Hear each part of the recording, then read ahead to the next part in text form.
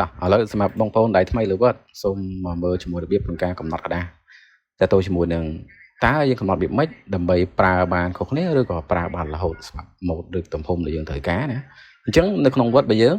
ជួទៅដើម្បីកំណត់យើងចុចអីគឺ layout នៅក្នុង layout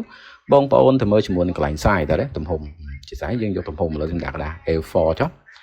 ហើយសម្រាប់ orientation ប្រេបឈរបងប្អូនលេខតាមការគូរបស់យើងមកហើយសម្រាប់ margin ការងារដែលយើងចង់ទុកក្តារឲ្យសល់កេមទលាយបងប្អូនយក normal បើយើងចង់ទុកកេមឲ្យកាត់ថាវាសល់តិចឬក៏ចំណេញក្តារឬចំណេញជាមួយស្លឹកយើងយក narrow ទៅប៉ុន្តែបើសម្រាប់ហៅថាការកំណត់មិញបើសិនបើយើងចូលទៅកាន់ជាមួយគេហៅថាបើក file ថ្មី blank យើងទៅមើល file ថ្មីរបស់យើងតើយើងចូល layout size យើងឃើញថាវាអត់ទាន់ select size ណាមួយទេ margin ក៏អត់ទាន់រើសដែរchứបើខ្ញុំចង់ធ្វើការកំណត់បើសិនតែខ្ញុំកំណត់មិញហ្នឹងចង់ឲ្យប្រើ mode ហ្នឹងឥឡូវថាម៉ាស៊ីនមួយហ្នឹងខ្ញុំប្រើប្រចាំគឺលើលិខិតអត្តបាលធ្វើសភៅឬធ្វើអញ្ចឹងណាអញ្ចឹងខ្ញុំចង់កំណត់ default ម្ដងគឺប្រើបាន mode រហូតអញ្ចឹងយើងចូលទៅកាន់អីមនុស្ស layout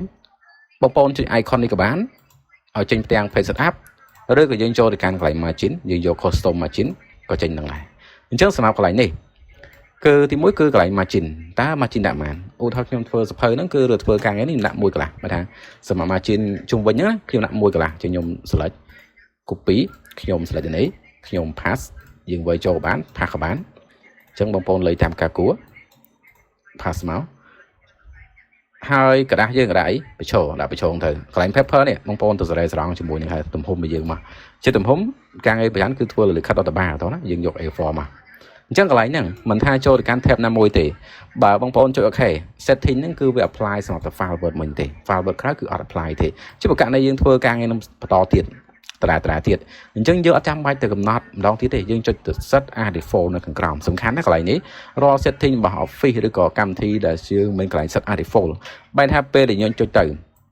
បើយើង OK បែរថាម៉េចរាល់ file ដែលយើងបើកក្នុងម៉ាស៊ីនយើងគឺនឹងតែជាប់ style ឬក៏ mode ទំហំกระดาษហ្នឹងហើយ OK មកឬ yes មកយើងសាកបើក file ថ្មីមក file blank ឥឡូវសម្រាប់ file word ថ្មីនេះយើងទៅមើលអីយើងទៅមើលជាមួយ size របស់វាយើងចូលទៅកាន់កន្លែងនេះមកមើលទាំងអស់មកទីមួយគឺគេ margin ជាប់1កន្លះទេกระดาษយើងគឺបញ្ឈរ